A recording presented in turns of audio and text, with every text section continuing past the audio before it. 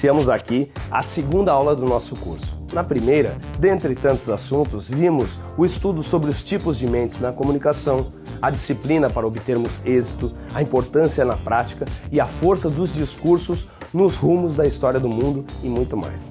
Daqui para frente, as aulas se tornam cada vez mais interessantes. Aproveite. O equilíbrio entre a razão e a emoção. Ao recorrermos a recursos e técnicas para produzirmos apresentações impactantes, temos de considerar os estudos do campo da inteligência emocional que tratam sobre o poder das emoções como influenciador de pessoas. Nosso cérebro precisa entender, mas quando nosso campo emocional é convencido, tudo flui mais facilmente em direção a este ponto de convencimento. Por mais que uma pessoa possa ser racionalista, a predominância de nossa psique humana é emocional.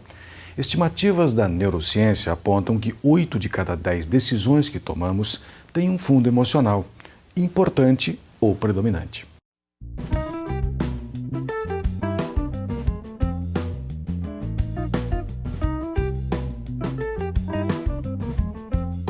O conteúdo, sim, inegavelmente é sempre importante. Jamais faça uma apresentação sem ele. Agora, entre uma pessoa carismática e outra fria e inexpressiva, certamente a primeira convence muito mais. Estudou-se também que ao assumirmos fisicamente a postura de poder, aumentamos consideravelmente o nível de testosterona no organismo, um hormônio que nos dá atenção e foco, expandindo nossa confiança. Já o cortisol, que produz estresse, diminui. É por isso que os militares, lutadores e até mesmo super-heróis de filmes utilizam essa postura. Imitarmos esta aparência corporal em nossas apresentações faz toda a diferença e o resultado na hora H certamente será mais proveitoso.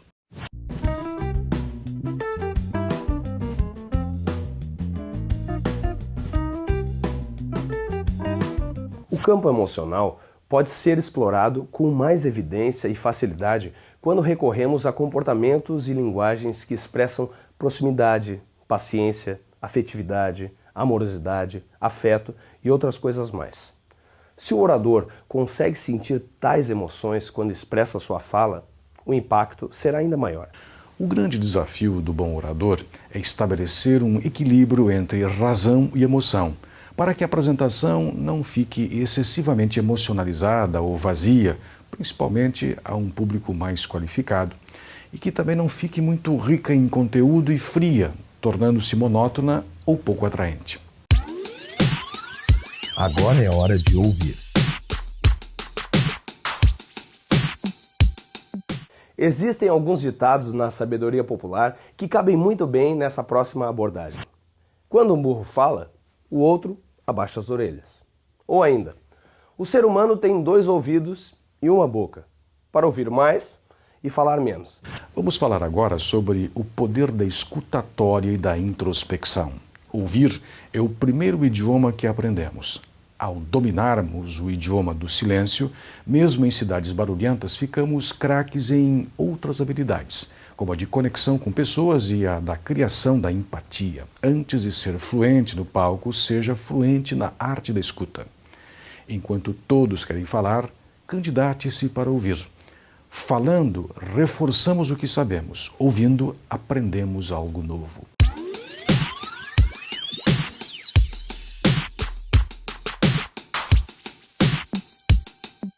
Tudo que é raro tende a aumentar o seu valor. Por conta da postura que as pessoas têm nas redes sociais, em todos quererem o palco e ninguém a plateia, quem se propõe a ouvir os outros passa a ser uma pessoa mais admirável. O curso é de oratória e as técnicas aqui sugeridas vão ajudá-lo a produzir uma comunicação qualificada para o seu público. Porém, saber ouvir é base para saber falar.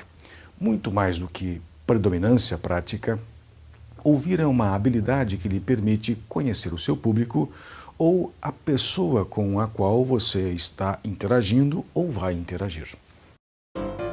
A escutatória trata sobre você entender de gente. Significa você prestar atenção no outro, em seus anseios, medos, propostas e pensamentos. Isso fará você ter afirmações corretas e mostrará que você se importa com o outro.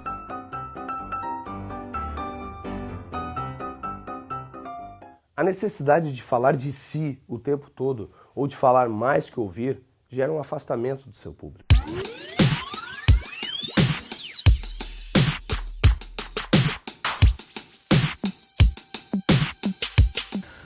Até o século XVIII, os valores de uma sociedade basicamente agrária eram honestidade, honra, palavra empenhada, confiança, entre outros. Com a entrada da era industrial, houve uma grande migração do interior para a cidade e os centros urbanos incharam, criando-se aglomerados muito competitivos. O progresso e o sucesso deu uma atenção e foco à personalidade a partir de então. Surgiram inúmeras literaturas de como, por exemplo, se influenciar pessoas. Destacou-se quem tinha personalidade mais marcante e nem sempre quem tinha mais qualificação técnica. É interessante nós destacarmos que determinadas características não têm nada a ver com a capacidade criativa ou produtiva. Muitos dos inventores ou até mesmo influenciadores preferem a reclusão em seus momentos de trabalho focados no seu eu. Logo, não se preocupe achando que se você é introspectivo, você está fora do mercado de trabalho. O que você precisa apenas é saber como utilizar as suas virtudes dentro das suas características pessoais. Introvertidos ou extrovertidos, todos nós temos algo a revelar ao mundo. Mesmo não atuando nos ramos de venda ou algo parecido, nós vendemos todo o tempo.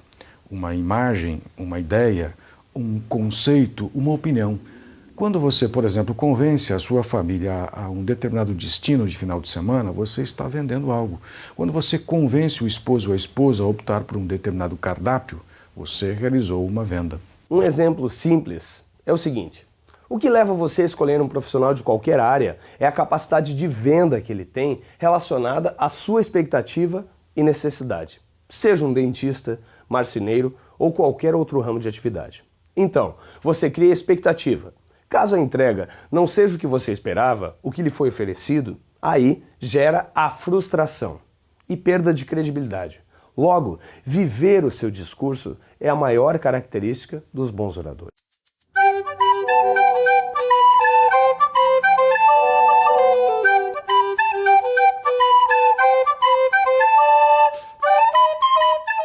Uma boa dica para quem quer se tornar um orador de influência é a seguinte: ao falarmos, por exemplo, da importância de uma boa alimentação na vida das pessoas, para não ficar clichê esta fala, você pode trazer um exemplo prático de um malefício que determinado alimento traz para o indivíduo.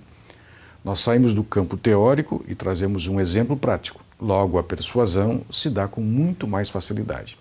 Resumindo, a palavra certa, no momento certo, faz toda a diferença no poder de convencimento.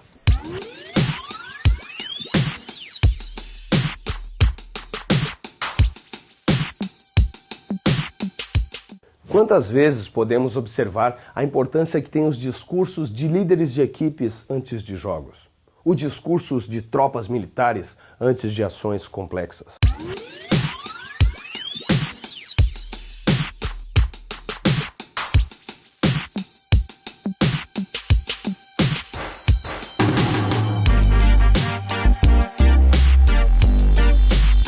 Neste caso, precisamos treinar a liderança além da oratória.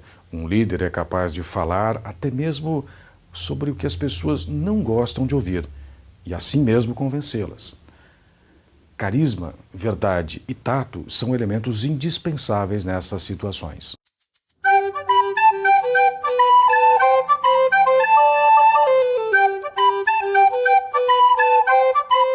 Aprendemos ao longo da vida que devemos tratar todos como gostaríamos de ser tratados. Uma meia-verdade, uma vez que as pessoas são diferentes, vivem momentos diferentes e, portanto, têm valores, verdades, buscas e motivações distintas. Tratar pessoas diferentes da mesma forma pode ser democrático, mas não necessariamente eficiente. Igualdade e oportunidade e possibilidade são princípios universais da sociedade. Todos deveríamos ser iguais perante a lei. As regras e normas para um e para outro deveriam ser as mesmas. Porém, Quando se trata de convencer pessoas sobre um determinado assunto, é a individualidade e suas características pessoais que devemos observar. As pessoas não são iguais e este é o ponto de partida para entendermos a premissa defendida por este capítulo. A comunicação eficaz se faz através desta modelagem que o orador deve observar em seu público de interesse. Com pessoas introvertidas, precisamos conter o nível de empolgação do discurso. Para ouvintes mais despojados, se tivermos uma comunicação muito introspectiva, certamente não comunicaremos com excelência.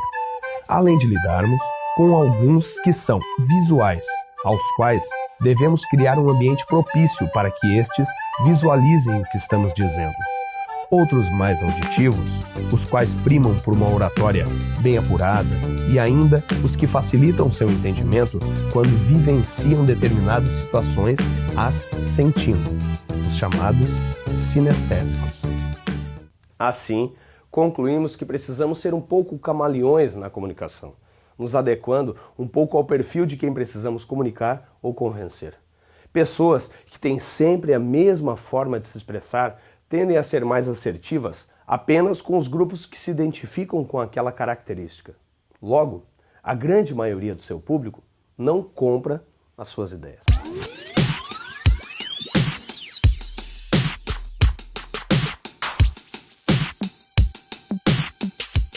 O mundo moderno evoluiu e as pessoas têm muitas opções, tanto de informação quanto de entretenimento. Logo, os discursos e apresentações devem ser curtos, objetivos e atraentes. Alguns anos atrás era comum que uma palestra tivesse entre 2 a 3 horas de duração. Atualmente, os modelos de apresentação no formato TED possuem duração entre 18 e 25 minutos em média. Os TEDs são modelos de conferências curtas nascida no meio tecnológico que origina a sua sigla, em português, tecnologia, entretenimento, desenho ou planejamento. Os eventos TEDs mudaram a forma de nos comunicarmos durante uma apresentação em público. Suas falas curtas têm como intenção principal a de propagar uma boa ideia. Os maiores oradores do mundo já passaram pelos palcos TEDs em todos os continentes. Entre os motivos pelos quais os painéis mais curtos vêm ganhando força, está no fato de que o cérebro humano, após 15 minutos de concentração, tende a perder um pouco a sua capacidade de concentração. Uma observação importante é que o ponto máximo de sua apresentação deve ser o final, pelo fato de que, se for no início, corre-se o risco de o orador deixar esse nível cair durante a apresentação e, assim, perder o impacto. Se o tempo escasseou, temos de focar a qualidade para atrair a atenção do público. Em tudo na vida, cada vez mais as pessoas buscam produtos, processos e profissionais de qualidade. Não seria diferente em relação a quem entrega conteúdo. Devemos primar pelo impacto e relevância do tema a longas argumentações como fazíamos despreocupadamente no passado e concluir no melhor momento e não no máximo tempo. O difícil não é falar muito em relação a falar pouco, mas dizer muito falando pouco. Em uma palestra, muitos palestrantes são meros leitores de slides. Resumindo, é um saco, não é mesmo?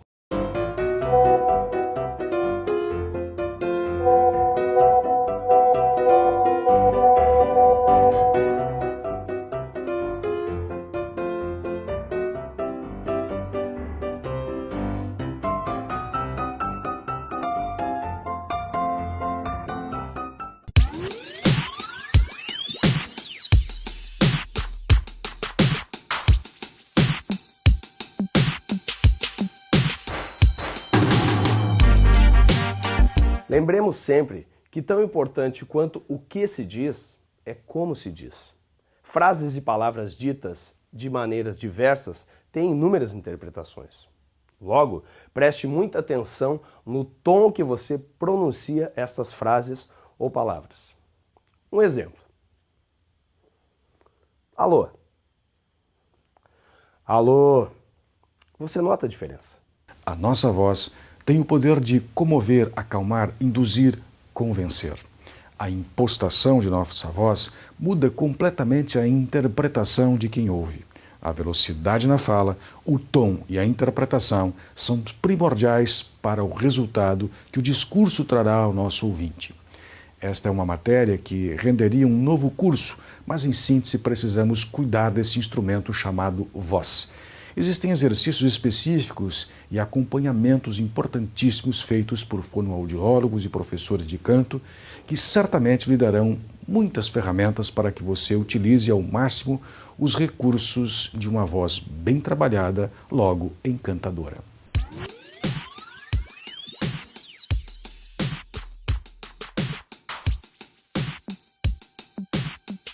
Considere que, para cada público, existe uma determinada abordagem que pode ter mais ou menos impacto. Quanto mais clareza sobre o perfil do público você tiver no momento de preparar a sua apresentação, mais facilmente você conseguirá tocá-lo.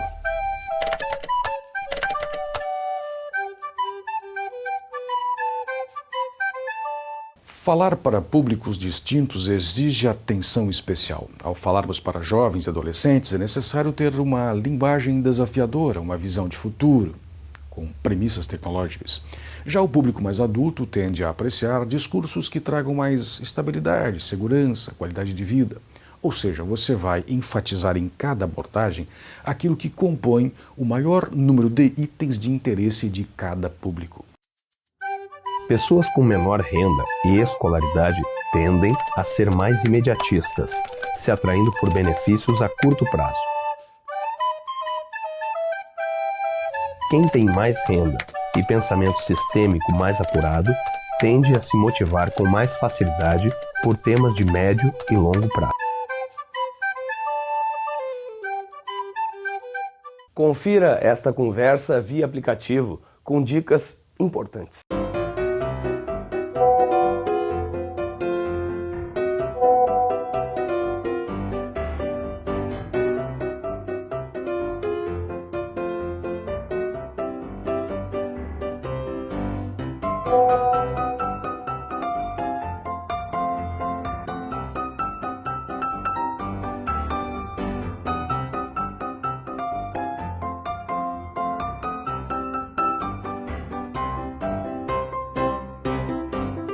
Fazendo acontecer. Neste capítulo, vamos tratar os aspectos práticos da apresentação. Como preparar uma aula de impacto, como falar de improviso, superar o medo de falar em público e reter a atenção do público. Você precisa estar preparado para apresentar as suas ideias ou defendê-las. Um atleta profissional só atinge os seus objetivos depois de muito treino e dedicação, bem como qualquer profissional em diversas áreas. Com a comunicação não é diferente. Preparação é base para uma apresentação de qualidade. Uma tarefa encarada por bons oradores por toda a sua trajetória. Você pode até ter um discurso ou palestra âncora, uma espécie de modelo padrão, que concentre as suas ideias ou forma de pensar acerca de um determinado assunto. Contudo, para cada público em particular, esta fala deve ser adaptada, de modo que a sua audiência compreenda seus implicativos em relação ao seu perfil.